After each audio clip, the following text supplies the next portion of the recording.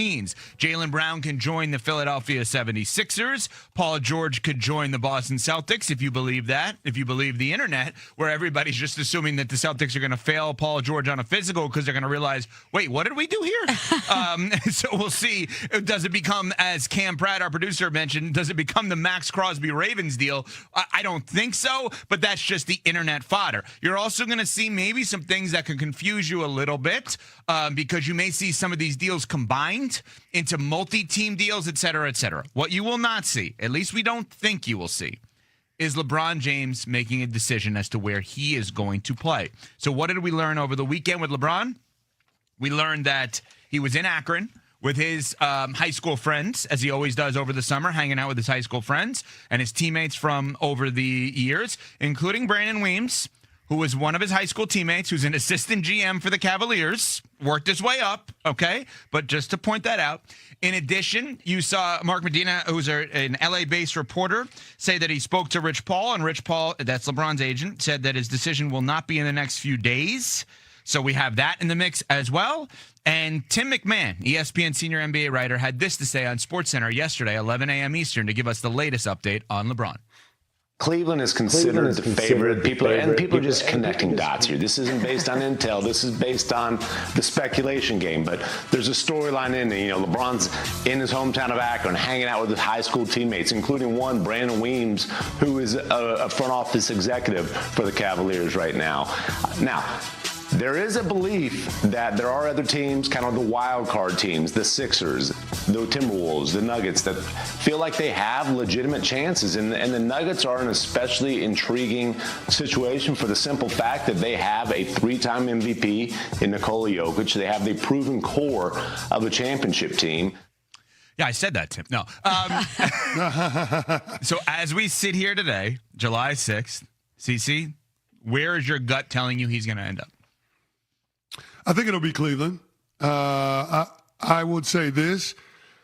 The Denver Nuggets is absolutely intriguing when you consider the fact that Nikola Jokic is contract extension eligible and has been for a year and still has not signed said extension. The Nuggets have a clutch client in Peyton Watson, who they are at odds with when it comes to a contract extension. And then, of course, you have the fact that there is championship DNA within the organization, but you've also had upheaval over the last several years in the organization. We're a year removed from the head coach and the general manager both being ousted.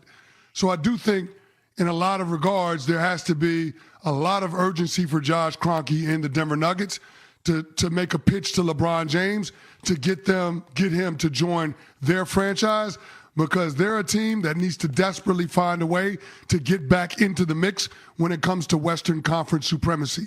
So even though I do think eventually it ends with LeBron signing in Cleveland, I do think that the Denver Nuggets, out of all the prospective suitors, have to have the most urgency in pursuing LeBron James. Smalls?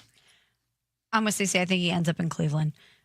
Philly intrigues me, though, because of the basketball fit and because of Rich Paul said about how Jaylen Brown going to Philadelphia changed everything. He talked about how LeBron loves Tyrese Maxey, how he could help VJ Edgecombe understand the game. Jaylen Brown, he loves. He talked about how Embiid is health and habits, that LeBron would enhance everything and unlock everything in Philly. But when I go through the exercise of the pros and cons of each of the teams that has been thrown out there, it all comes back to Cleveland for me. Because while there's a high reward and a high risk in other places, with Cleveland, it's really a win-win no matter what.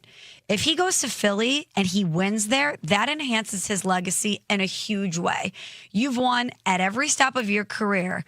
And to finish it off, the exclamation point, you go to Philly and you break the process curse. That's something that we're going to talk about. CC, I don't know if it was you who said it on Friday, but LeBron James then becomes a dynasty unto himself. He's not part of a dynasty. He is a dynasty. And that line has been rattling around in my head.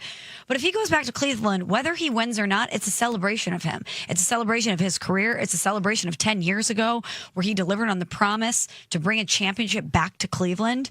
It's a farewell tour wearing the laundry that we most closely associate him with. It's a win-win no matter what if he goes to the Cavs. So a couple of things on that. Why are we assuming only one more year? In other words, are we sure there's not two more stops? Because Cleveland, you just said it perfectly, Smalls. Cleveland would be, I'm retiring. Doesn't matter if we go 0-82. Doesn't matter. Doesn't matter. Every other stop matters if he wins. So if he believes there's still another championship in me, maybe Cleveland, despite being in the Eastern Conference Finals last year, is not yet. Maybe it's the year after. Maybe he looks at a team, like CC mentioned, like Denver, or you mentioned like Philly or Minnesota or even Miami, and he looks at it, or Golden State, and says, I have a better shot of winning there because of the structure of the team, and Cleveland will always be there for me. That's the other part of this that I don't think has been discussed.